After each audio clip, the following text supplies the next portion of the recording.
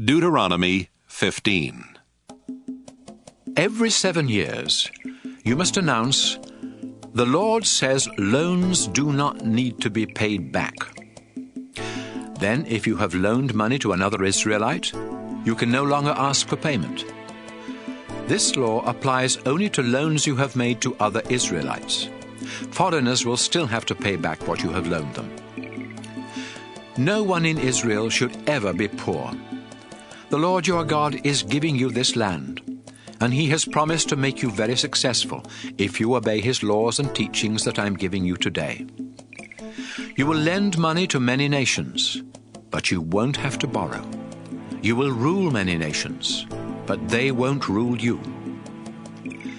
After the Lord your God gives land to each of you, there may be poor Israelites in the town where you live. If there are, then don't be mean and selfish with your money. Instead, be kind and lend them what they need. Be careful. Don't say to yourself, "Soon it'll be the 7th year, and then I won't be able to get my money back."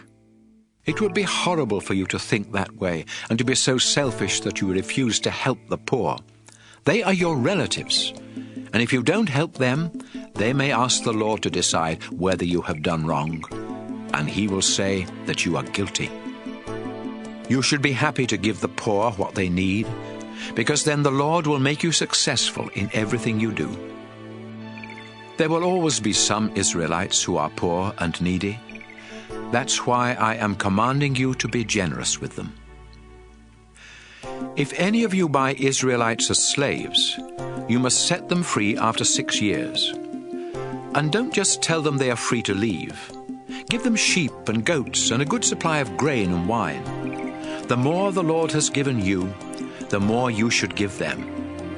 I am commanding you to obey the Lord as a reminder that you were slaves in Egypt before He set you free. But one of your slaves may say, "I love you and your family, and I would be better off staying with you, so please don't make me leave." Take the slave to the door of your house and push a sharp metal rod through one earlobe and into the door. Such slaves will belong to you for life, whether they are men or women. Don't complain when you have to set a slave free.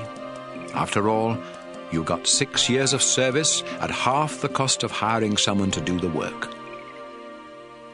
If the firstborn animal of a cow or sheep or goat is a male, it must be given to the Lord.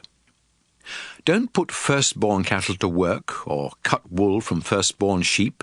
Instead, each year you must take the firstborn of these animals to the place where the Lord your God chooses to be worshipped. You and your family will sacrifice them to the Lord and then eat them as part of a sacred meal. But if the animal is lame or blind or has something else wrong with it, you must not sacrifice it to the Lord your God. You can butcher it where you live and eat it just like the meat of a deer or gazelle that you kill while hunting. Even those people who are unclean and unfit for worship can have some. But you must never eat the blood of an animal. Let it drain out on the ground.